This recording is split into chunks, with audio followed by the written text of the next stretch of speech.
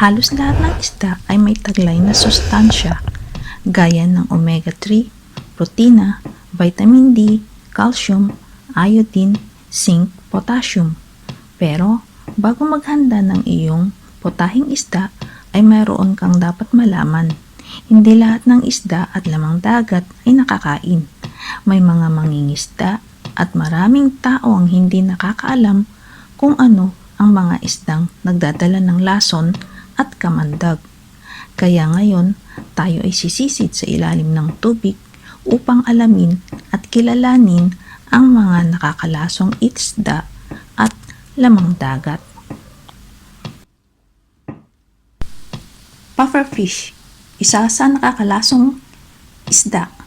Ito ay nagtataglay ng neurotoxin tetrodotoxin TTX. Ito ay natatagpuan sa ovaryo at atay ng pufferfish. Ang lasong ito ay hindi nawawala kahit na iluto ng maigi. Nakamamatay kung sino man ang makakakain ng lason nito. Mayroong 12 klase ng pufferfish. Unahin natin ang mga nasa tubig na tabang o lake. Ang dwarf pufferfish. Ito ay may 1 inch long. Amazon pufferfish. Mayroong 3 inches long. Embu o MBU pufferfish. 30 inches long. Mahaba pala ito. Spotted Congo pufferfish. 4 inches long. Dragon pufferfish. 7 to 8 inches long. Yellow pufferfish, 4 inches long. Next naman, ang pufferfish sa salt water. Ang Valentine pufferfish, 4 inches long. Figure 8 pufferfish, 3 inches long. White spotted pufferfish, 18 inches long. Green spotted pufferfish, 6 inches long. Porcupine pufferfish, 8 to 14 inches long. Guinea fowl pufferfish, 20 inches long. Ang iba nito ay nalalagay sa aquarium at ginagawang pets. Luring octopus. Ito ay nagtataglay na mataas na level ng tetrodotoxin TTX. Mayroong 1,200 times na mas nakakalason kaysa sa cyanide. Ang lasong ito ay matatagpuan sa halos lahat ng bahagi ng katawan ng octopus.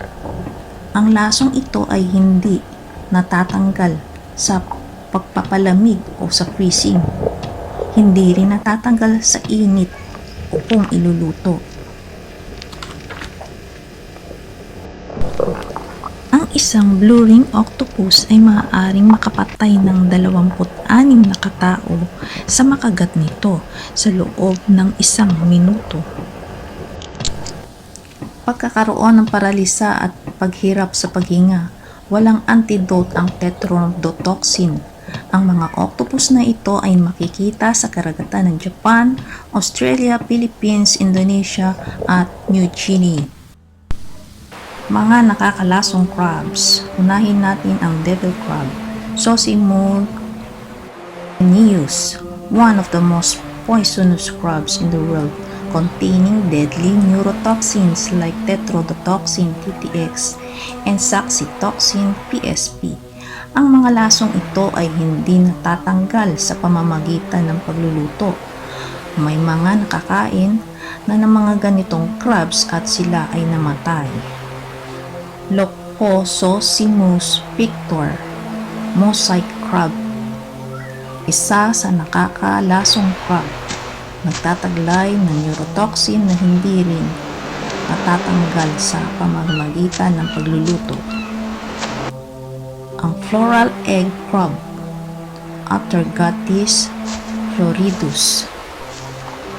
May mataas na nakakalasong tetrodotoxin. Timenia cultripes. Nagtataglay din na mataas na lason na nakamamatay kung sino man ang makakakain nito. Cone snails are not edible and are extremely dangerous. Sila ay mayroong 600 plus species at nagtataglay ng kamandag. Ang kanilang harpoon na parang ngipin ay ginagamit nila sa paghuli ng kanilang makakain. Ang mga ito ay nakakalason at nakamamatay. Walang antivenom sa kanilang kamandag. Ang mga cone snail ay gumagamit ng kanilang kamandag sa paghuli ng pagkain gaya ng isda, bulate at mollusks. Huwag mong tangkaing pumulot at hawakan ang mga buhay na cone snails. Maaaring malagyan ka ng kamandag at nakamamatay. Nudibranchs sea slugs. Ang mga ito ay hindi nakakain, sila ay nagtataglay ng mataas na lason. Nakukuha nila ang mga lason sa kanilang mga kinakaing sponges, hydroids at corals na mayroong lason. Hindi lahat ng sea slugs ay may lason, pero mas marami ang nagtataglay ng lason. Sila ay mayroong tetrodotoxin (TTX) na nakamamatay sa tao. Maaaring sea slugs na mayroong lason gaya ng Spanish Dancer nudibranchs. Ito ay nagtataglay ng lason. Ang dusky Nembrotha nudibranchs, Mediterranean violet Aeolid nudibranchs, Pokemon nudibranchs, Donut Doto nudibranchs, Giant Hypsilodoris nudibranchs, Varicose wolf slug nudibranchs. Huwag mong hahawakan ang mga sea slugs na ito. Maaaring ikaw ay malagyan din ng lason. Stonefish. Ang isdang ito ay may makamandag na spines na makakaramdam ng sobrang sakit pagkamaga kung mahawakan at matusok ka ng spine. Ito ay iniluluto ng mga expert na chef. Tinatanggal nila ang mga nakakalasong bahagi nito at iniluluto. Ito ay niluluto sa bansa tulad ng Japan at lugar ng Hong Kong.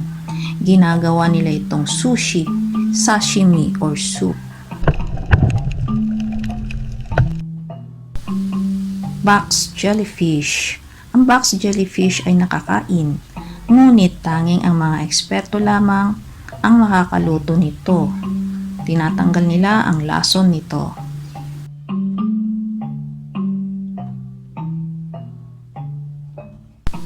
Poison dart frog. Ang mga palakang ito ay hindi nakakain.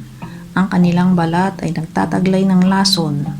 Mayroong alkaloids, batrachotoxin. Ang kanilang laman ay walang lason pero maaaring malagyan ng lason mula sa balat kung ito ay iyong iluluto. Red tide. May mga karagatan na mayroong red tide tulad ng sa Pilipinas na nakamamatay sa mga tao kung ito ay makain. Mas naapektuhan ng red tide ang laman dagat tulad ng tahong, mussels, clams, oyster at scallops. Fish with mercury.